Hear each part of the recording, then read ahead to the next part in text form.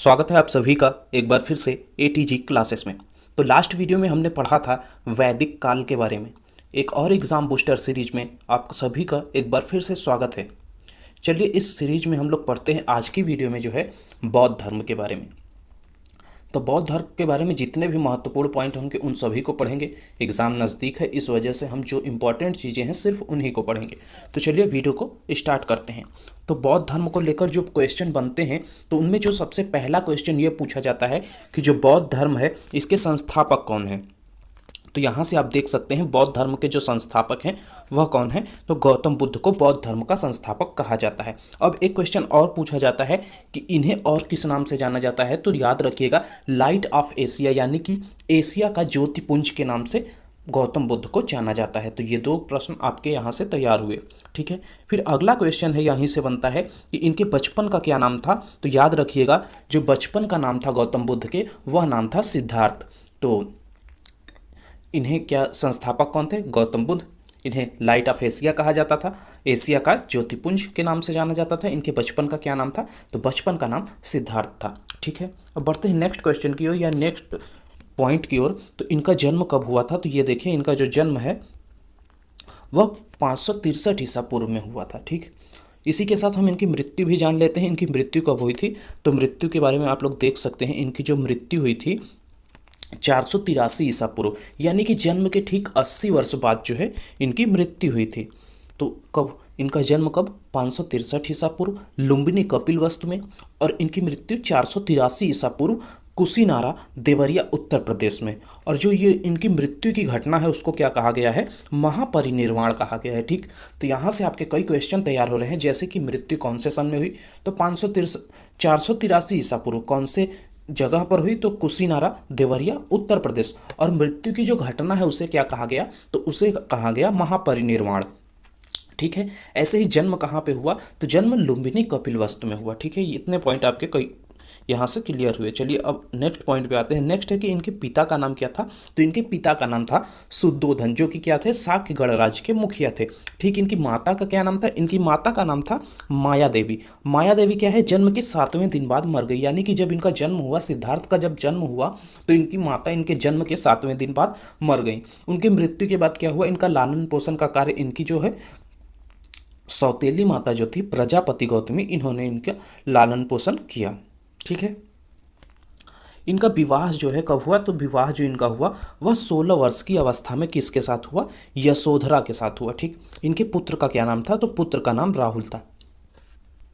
Next question की ओर बढ़ते हैं। नेक्स्ट क्वेश्चन ये कई बार पूछा जाता है एग्जाम में कि जो रास्ते में इनको 4 दृश्य दिखे जब ये सैर पे जा रहे होते हैं, अपने शहर के या अपने राज्य के जब सैर पे ये जा रहे होते हैं, उस समय इनको 4 दृश्य दिखे जिसने क्या किया? इनके जीवन को बदल के रख दिया। तो वो 4 दृश्य कौन कौन से थे? तो पहला था बूढ़ा व्यक्ति, दूसरा था एक बीमार आदमी, और तीसरा था एक शव, और चौथा था एक सन्यासी। तो ये 4 दृश्यों ने क्या किया? इनके जीवन को पूरी तरीके से बदल के रख दिया और इन्होंने सन्यास जीवन को स्वीकारा। चलिए नेक्स्ट क्वेश्चन है यहाँ से, जब गृह त्याग की घटना हुई तो इनकी अवस्था क्या थी और इस घटना को क्या कहते हैं? तो यहाँ से आप देख सकते हैं आसानी से, ये रहा कि गृह त्याग 29 वर्ष की अवस्था में किए, यानी कि इन्होंने जब गृह त्याग किया तो इनकी अवस्था क्या थी? 29 वर्ष की अवस्था थी। और इस घटना को क्या कहा गया? जो गृह त्याग की घटना है उसे महाभिनिष्क्रमण कहा गया। अभी आपने देखा जो मृत्यु की घटना है उसे महापरिनिर्वाण कहा गया था, और गृह त्याग की घटना को महाभिनिष्क्रमण कहा गया। तो ये जो घटनाएं हैं इनको क्या कहा गया? ये जरूर याद रखिएगा, ये क्योंकि ये इंपॉर्टेंट है। इनके प्रथम गुरु का क्या नाम था? तो याद रखिए अलार कलाम जो है इनके गुरु का नाम था। प्रथम गुरु जो इनके थे वो अलार कलाम थे। इनसे इन्होंने क्या किया था? सांख्य दर्शन की शिक्षा ली थी। गौतम बुद्ध ने सांख्य दर्शन की शिक्षा किससे ली थी? तो अलार कलाम से, जो कि इनके प्रथम गुरु थे, ठीक है। अब यहाँ पे एक बहुत ही इंपॉर्टेंट क्वेश्चन ये पूछा जाता है यहाँ से ज्ञान की प्राप्ति को लेकर इनके। तो देखिए सबसे पहले जो इनको ज्ञान प्राप्त हुआ तो कब प्राप्त हुआ? तो ये 29 वर्ष की अवस्था में इन्होंने गृह त्याग किया, तो 29 से 6 वर्ष बाद, यानी कि 35 वर्ष। और कहाँ पर? तो देखिए पीपल के वृक्ष के नीचे। नदी पूछता है कौन सी है? तो निरंजना नदी के तट पर। और कौन सा दिन था या रात थी, तो वैशाख पूर्णिमा की रात थी। आयु कितनी थी, तो 35 वर्ष की आयु थी जब इनको ज्ञान की प्राप्ति हुई। तो इन सभी पॉइंट को आपको याद रखना है, क्योंकि सभी पॉइंट से क्वेश्चन बनते हैं। तो याद रखना है, जो ज्ञान की प्राप्ति हुई कब हुई, तो 6 वर्ष बाद, और पीपल वृक्ष के नीचे निरंजना नदी के तट पर वैशाख पूर्णिमा की रात थी। 35 वर्ष की उनकी जो है आयु थी, तो उनको ज्ञान की प्राप्ति हुई यहाँ पे।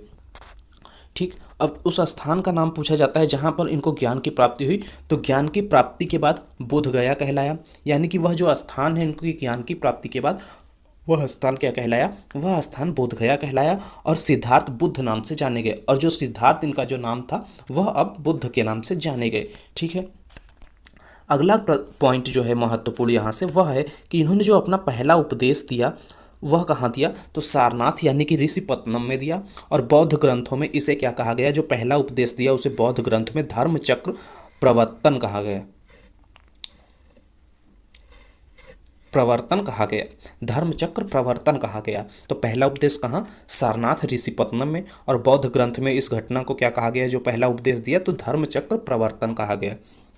यहाँ पे देखें, जो यहाँ पे कुछ महत्वपूर्ण पॉइंट हैं, जैसे कि सभी उपदेश जनसाधारण की भाषा पाली में दिए गए, यानी कि इन्होंने जितने उपदेश दिए सभी पाली भाषा में दिए। और फिर दूसरा है कि सर्वाधिक उपदेश कौशल देश की राजधानी श्रावस्ती में दिए, यानी कि सबसे ज़्यादा उपदेश ये कहाँ दिए, तो कौशल देश की राजधानी जो थी वहाँ श्रावस्ती में दिए। ठीक, अगला क्वेश्चन है कि इनके जो प्रमुख अनुयायी हैं, अनुयायी शासक हुए वह कौन कौन से हुए, तो यहाँ से आप देख सकते हैं बिंबिसार, प्रसेनजित और उदयन जो है इनके प्रमुख अनुयायी शासक थे। ठीक, अगला एक पॉइंट बनता है महत्वपूर्ण पॉइंट, वो बनता है इनके पिटक को लेकर। तो पिटक कौन कौन से हैं, तो याद रखिएगा जो त्रिपिटक हैं उनकी भाषा क्या है, सबसे मुख्य क्वेश्चन यही पूछता है कि जो त्रिपिटक है गौतम बुद्ध के उनकी भाषा क्या है। तो याद रखिएगा इनकी जो भाषा है वह है पाली भाषा। तो यहाँ से आप पाली भाषा को देख सकते हैं। अब 3 पिटक कौन कौन से हैं, तो पहला है विनय पिटक, दूसरा है सूत्र पिटक और तीसरा है अभिदम्भ पिटक। तो विनय पिटक, सूत्र पिटक और अभिदम्भ पिटक, ये तीनों पिटक हो गए। इनकी जो भाषा है वह क्या है, तो इनकी भाषा पाली है। अब त्रिरत्न कौन कौन से हैं, तो बुद्ध है, धम्म है और संघ है। तो ये त्रिरत्न हो गए। अब चलिए आते हैं नेक्स्ट पॉइंट पर। नेक्स्ट पॉइंट है कि बौद्ध धर्म अनिश्वरवादी था, यानी कि ये देख सकते हैं बौद्ध धर्म कैसा था, अनिश्वरवादी। ठीक, अगला पॉइंट है इसी में कि आत्मा की परिकल्पना नहीं, यानी कि बौद्ध धर्म आत्मा की परिकल्पना नहीं करता था। ठीक, अब इनकी क्या है, कुछ मान्यता थी, जैसे बौद्ध धर्म क्या करता था, पुनर्जन्म की मान्यता रखता था, यानी कि बौद्ध धर्म में पुनर्जन्म की मान्यता थी। अगला पॉइंट है कि तृष्णा के क्षीण हो जाने को की अवस्था को बुद्ध ने निर्वाण कहा, यानी निर्वाण किसे कहा है बुद्ध ने, तो तृष्णा के क्षीण हो जाने की घटना को बुद्ध ने निर्वाण कहा। यह क्वेश्चन भी पूछा जाता है।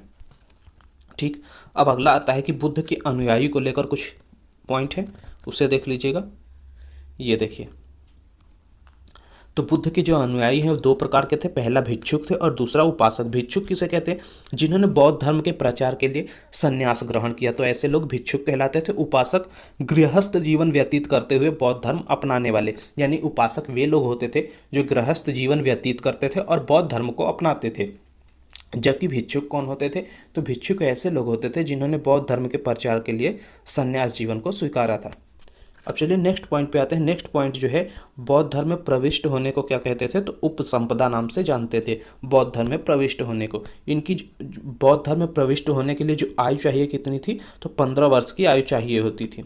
ठीक है, अब आते हैं जो एक महत्वपूर्ण क्वेश्चन पूछा जाता है कि बौद्ध धर्म की सभाओं को लेकर।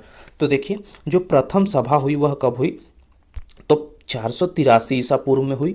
वह स्थान कहाँ था, तो राजगृह में हुई। उस समय अध्यक्ष कौन थे, महाकश्यप थे। और शासनकाल किसका था, अजातशत्रु का था। तो ये सारे पॉइंट आपको याद रखने हैं। प्रथम बौद्ध सभा कब हुई, 483 ईसा पूर्व। कौन से स्थान पर, तो राजगृह। उस समय अध्यक्ष कौन था, महाकश्यप। और शासनकाल किसका था, अजातशत्रु का। ऐसे ही जो द्वितीय बौद्ध सभा हुई वह कब हुई, तो 483 ईसा पूर्व, यानी पूरे 100 साल बाद। तो 483 ईसा पूर्व कहाँ पर, वैशाली में।